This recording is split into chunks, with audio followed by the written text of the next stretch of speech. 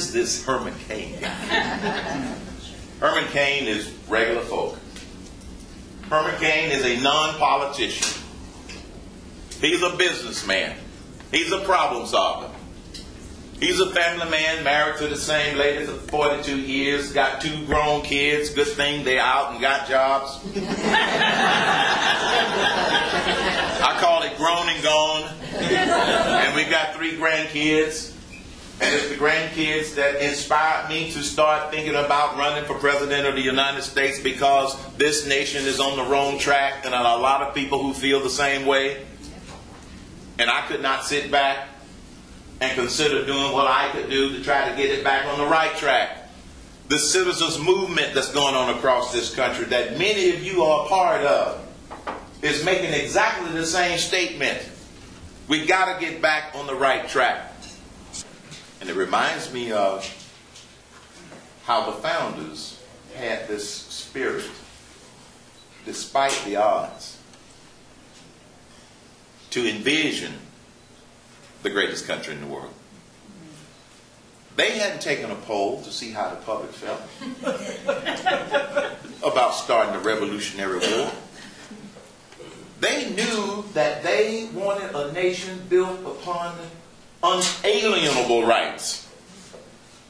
And they come from God, not from government, not from a committee, and not from a czar. Amen.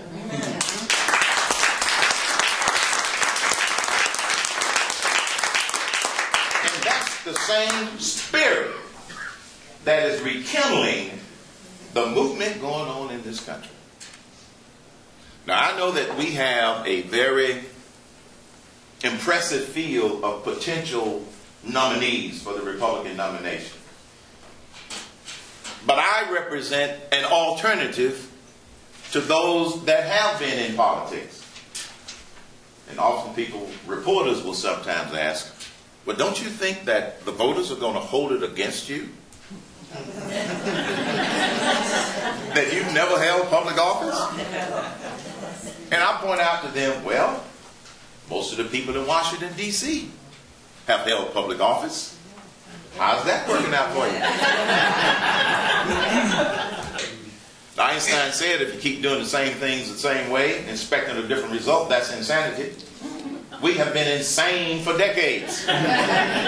Because nothing gets better. Nothing gets fixed. When was the last time something got fixed in Washington, D.C.? Time's up. And Harry Reid, the majority leader in the Senate, he says, oh, the art of compromise is how Washington, D.C. works.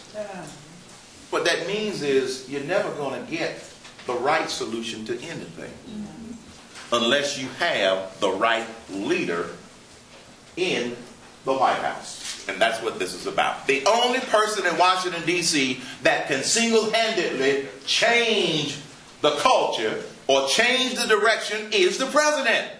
Now, if you elect the wrong person, we see what we get.